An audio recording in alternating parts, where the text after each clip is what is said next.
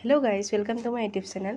আশা কৰোঁ তোমালোকে ভালে আছা আৰু ময়ো ভালে আছোঁ। মই BSc medical technology third semester student হয়। মই আছাম মেডিকেল কলেজ ডিব্ৰুগড়ত পঢ়ি আছোঁ বৰ্তমান। আৰু বহুতে মোক সুধি আছে BSc মেডিকেল টেকন'লজি 2024ত কেতিয়া হ'ব। আৰু মই 2024ত একো আপডেটো দিয়া নাছিলোঁ এণ্ট্ৰেঞ্চ ৰিলেটেড, বিকজ আগতে অলপমান এক্সাম আছিল কিবা, তো ইমান মানে এক্টিভো নাই মই ইউটিউবৰ লগত ইমান। তো ভাবিলোঁ যে এটা ভিডিঅ' এটা বনাই দিওঁ। তো চোৱা, BSc মেডিকেল টেকন'লজি 2024ত এইবাৰ জুলাই মাহত হোৱা চান্স আছে। তো বহুতে BSc মেডিকেল টেকন'লজি কৰ্চটোনো কি হয় সেইটো কুৱেশ্যনৰ ওপৰত অলপমান ডাউট আছে। তো চোৱা, BSc মেডিকেল টেকন'লজিটো তোমাৰ এটা ডিগ্ৰী কৰ্চ হয় যিটো 4 year হয়। ইয়াতে 8টা ছেমিষ্টাৰ থাকে টোটেল। আৰু তোমালোকে মেডিকেল ফিল্ডত এজ এ টেকন'লজিষ্ট হিচাপত তোমালোকে কাম কৰিব পাৰিবা। এইটো কৰ্চ এষ্টাব্লিছ হোৱা 1.5 বছৰমান হৈছে অসমত, গভাৰ্ণমেণ্টত তোমাৰ 1.5 বছৰমান হ'ল মোটামুটি যে BSc মেডিকেল টেকন'লজিটো আহা 1.5 বছৰমান হ'ল। তোমালোকে যদি বিচাৰা BSc মেডিকেল টেকন'লজিটো তোমালোকে প্ৰাইভেটতো কৰিব পাৰা, গভাৰ্ণমেণ্টতো কৰিব পাৰা। কিন্তু গভাৰ্ণমেণ্টৰ বাবে তোমাৰ এটা এণ্ট্ৰেঞ্চ হয়, সেইটো হ'ল CEE কমন এণ্ট্ৰেঞ্চ এক্সাম, যিটোত তোমাৰ 100 মাৰ্কৰ হয়। টোটেল তাতে তোমাৰ 4খন ছাবজেক্ট থাকে: physics, chemistry, biology and English. আৰু পাৰ ছাবজেক্ট তোমাৰ 25 মাৰ্কছকৈ হয়। তো তোমালোকে যদি ইণ্টাৰেষ্ট আছে তেনেহ'লে BSc মেডিকেল টেকন'লজিটো কৰ্চ এণ্ট্ৰেঞ্চটো দিব পাৰা। তো বহুতে সুধি আছে BSc মেডিকেল টেকন'লজিৰ ওপৰত কি ছাবজেক্ট থাকে, কি কৰ্চ থাকে BSc মেডিকেল টেকন'লজি আণ্ডাৰত। তো চোৱা, BSc মেডিকেল টেকন'লজি আণ্ডাৰত তোমাৰ বেচেলৰ ইন লেবৰেটৰী টেকন'লজি আছে, bachelor in operation theatre technology আছে। মই যিটো কৰি আছোঁ সেইটো হ'ল bachelor in operation theatre technology.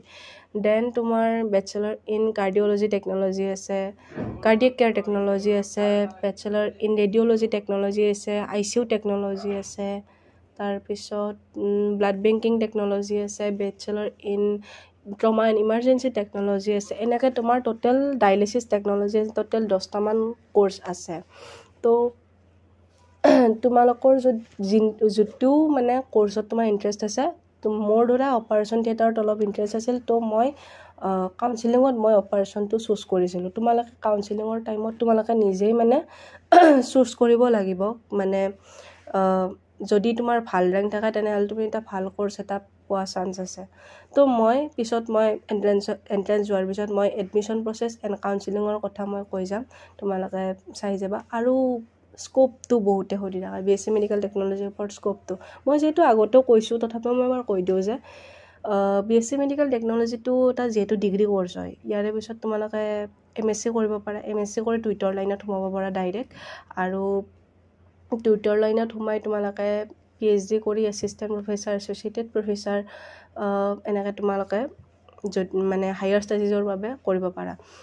তো এনেকৈ তোমাৰ এইটো, আৰু যিহেতু আমাৰ পেৰামেডিকেল কলেজ হোৱা চান্স আছে 2 বছৰৰ ভিতৰত, পেৰামেডিকেল কলেজ হোৱা চান্স আছে। তো হোষ্টেল ফেচিলিটিটো বহুতে সুধি থকা যে হোষ্টেল ফেচিলিটি আছেনে নাই। এতিয়া বৰ্তমান আমাৰ ফাৰ্ষ্ট বেটছ, ছেকেণ্ড বেটছে এতিয়ালৈকে আমি হোষ্টেল পোৱা নাই, কিন্তু আগলৈকে হ'ব পাৰে, হোৱা চান্স আছে। যিহেতু কলেজখন হ'লে আমাৰ হোষ্টেলখনো হোৱা চান্স আছে আৰু তেনেকৈ আৰু তোমালোকে এইকেইদিন পঢ়ি থাকা। আৰু বহুতে সুধি থাকা প্ৰিপাৰেশ্যন কেনেকৈ ষ্টাৰ্ট কৰিম।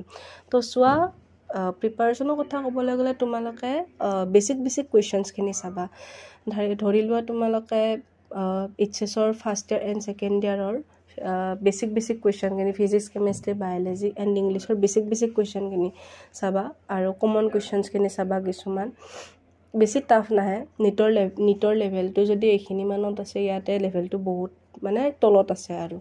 তো তোমালোকে এক্সামটো দিলে গম পাবা। আৰু যোনে আগত তোমাৰ জুনৰ ফাৰ্ষ্ট উইকত নে ছেকেণ্ড উইকত তোমাৰ BSc নাৰ্ছিংটো হ'ব চাগে।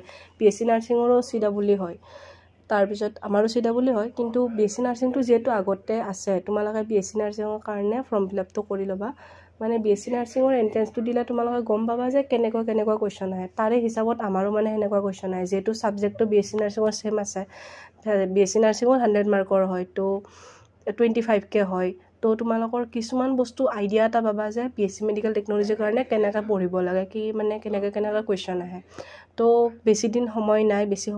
আৰু মোৰো যিহেতু নেক্সট মান্থত ফাইনেল ষ্টাৰ্ট হ'ব, তো এইকেইদিন অলপমান ময়ো চাগে মানে ইমান এক্টিভ নাথাকিম। তো তোমালোকে ভালকৈ পঢ়ি থাকিবা। যদি কিবা ডাউট থাকে তেনেহ'লে সুধি ল'বা মোক, কিবা যদি তোমালোকৰ ডাউট থাকে সেইখিনিয়ে।